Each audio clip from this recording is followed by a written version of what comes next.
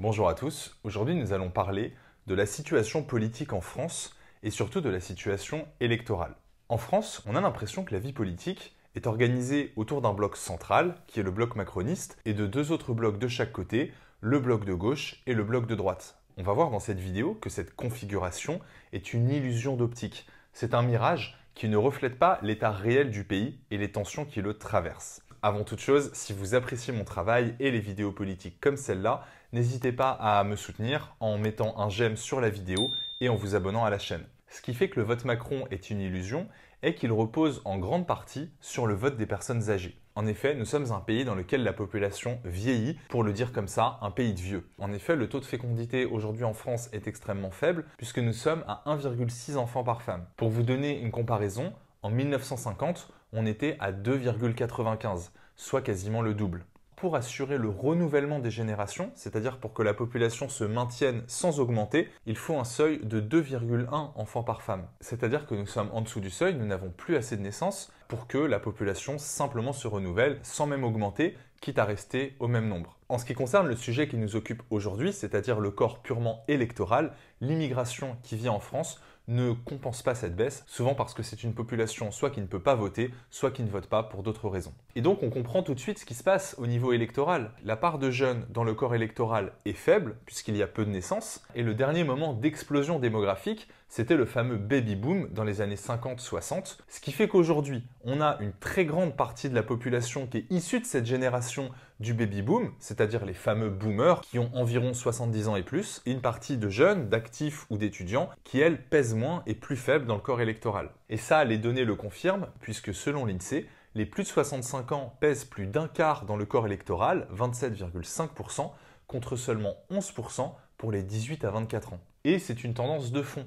Dans son livre Le Grand Vieillissement, Maxime Sbailly montre que les plus de 50 ans détiennent désormais la majorité absolue dans le corps électoral parmi les 48 millions d'électeurs, et que les moins de 30 ans, eux, ne représentent que 17% de ce corps électoral. Donc, on l'a compris, aujourd'hui les boomers sont les faiseurs de rois, ce sont les plus nombreux, et ce sont aussi ceux qui se mobilisent le plus. Et pour qui votent ces fameux boomers? Je vous le donne en mille, pour le bloc centriste.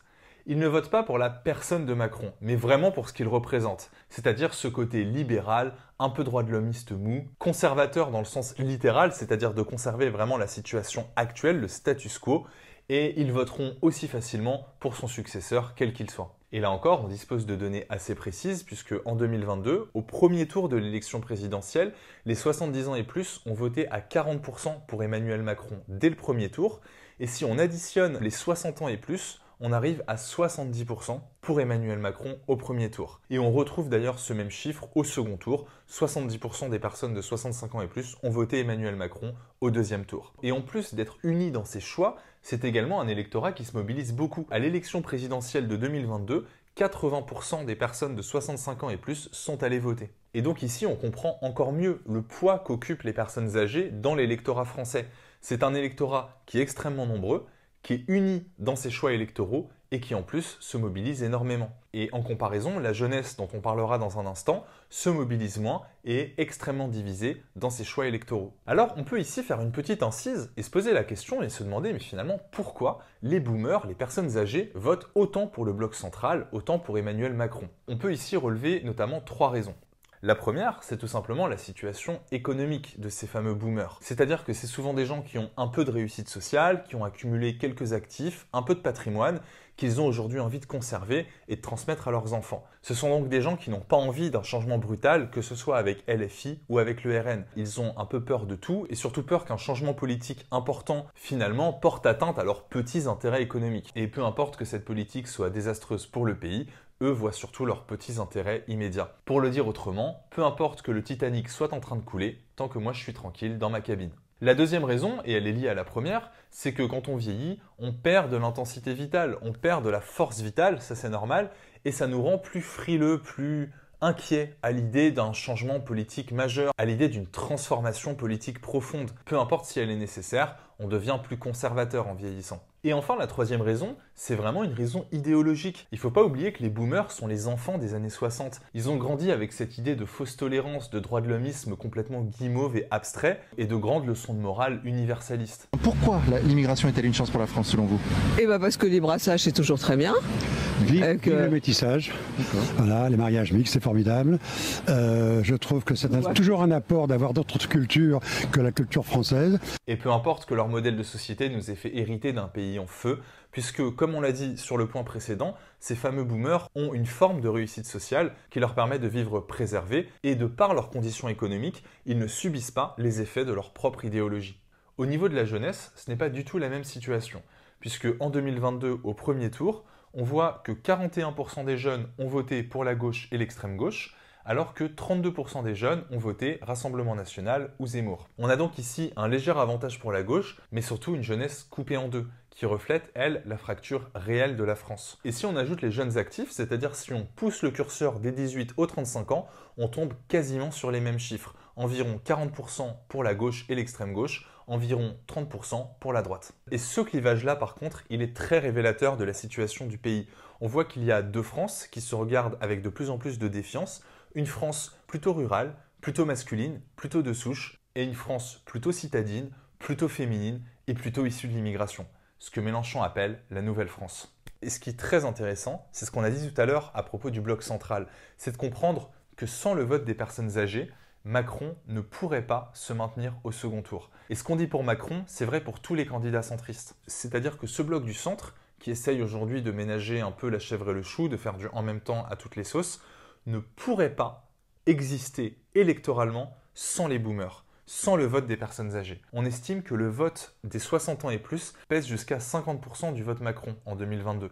Ce qui veut donc dire que sans les personnes âgées, le bloc centriste ne pourrait pas se maintenir. Et donc mécaniquement, les deux partis qui se retrouveraient au deuxième tour seraient les deux autres plus gros partis, le Rassemblement National et la France Insoumise. Et on voit que c'est ce qui va finir par arriver, puisque comme c'est dans l'ordre des choses, tôt ou tard les boomers vont disparaître, vont mourir et vont laisser place à la prochaine génération. Et à ce moment-là, les boomers ne seront plus là pour faire tampon entre ces deux France, entre ces deux corps électoraux.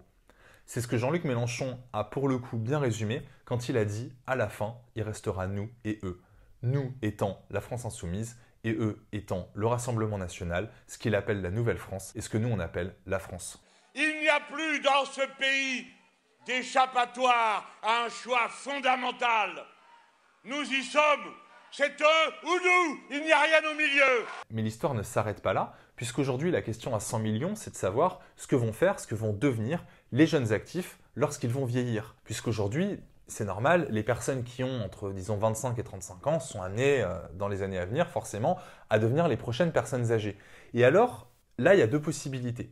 La première, c'est que finalement ces jeunes actifs qui auront vieilli vont suivre le même chemin que les boomers. Ils auront commencé avec des idées assez affirmées, et puis ils vont réussir un peu, acquérir un peu de patrimoine, et redevenir conservateurs, donc finalement pour se remettre à voter pour le futur Macron, en tout cas le futur bloc central.